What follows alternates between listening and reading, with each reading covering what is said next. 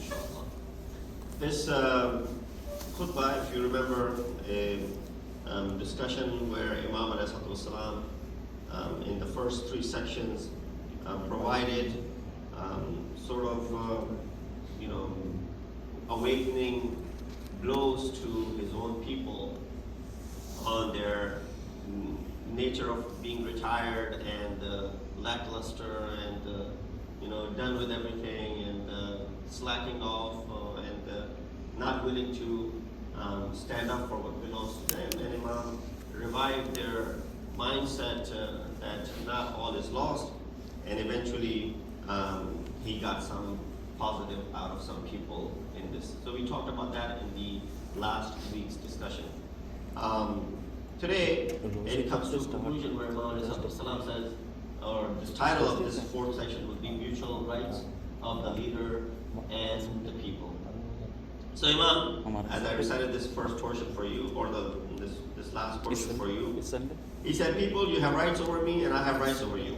I owe you sincere counsel, general stipends, teaching that dispels ignorance, and lessons that make you better.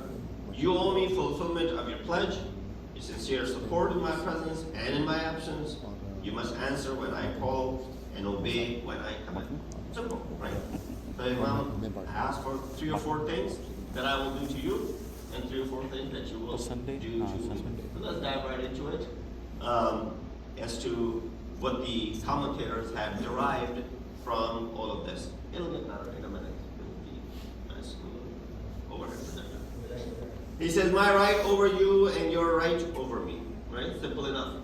Any leader has a right over its people, and the same thing is the people, their right over the leader as well.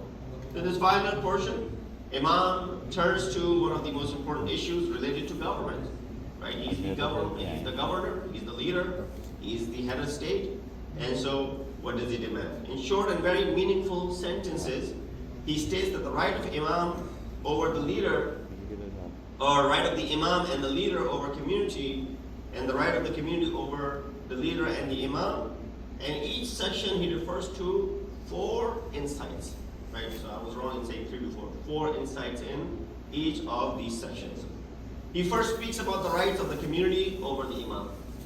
He says, because giving precedence to this part, in addition to influencing the hearts of the listeners, making it clear, the nature of Islamic government, and shows that this government is very different from the role of, or the rule of autocrats.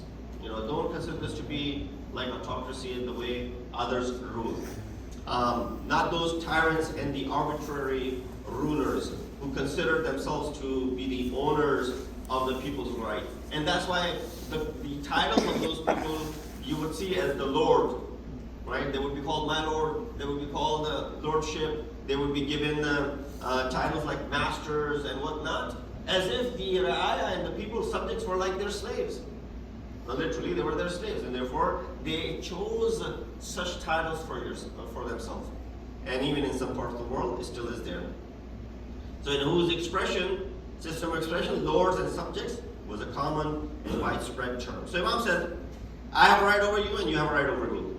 Although the word right is mentioned here in the singular, it carries the meaning of an entire category, right? Genus.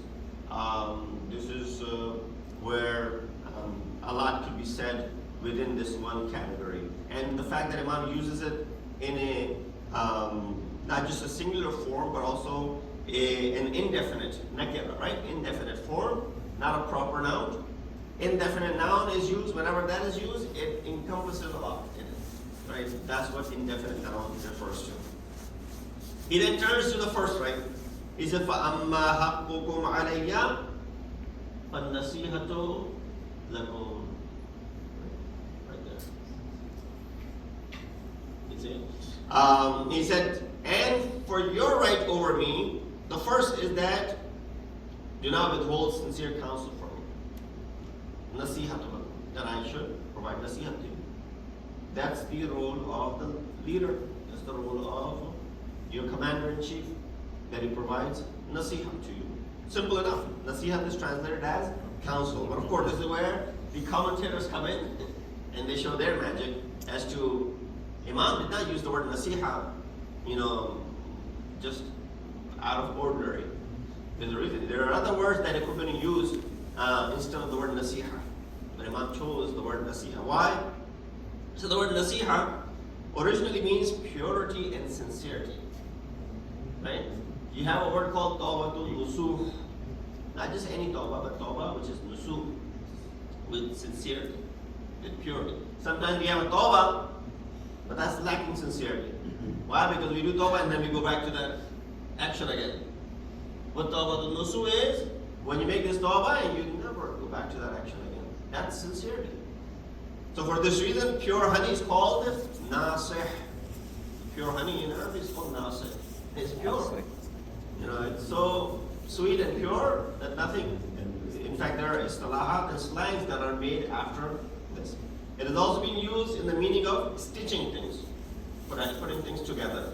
And thus, a tailor has been called nasih as well in Arabic.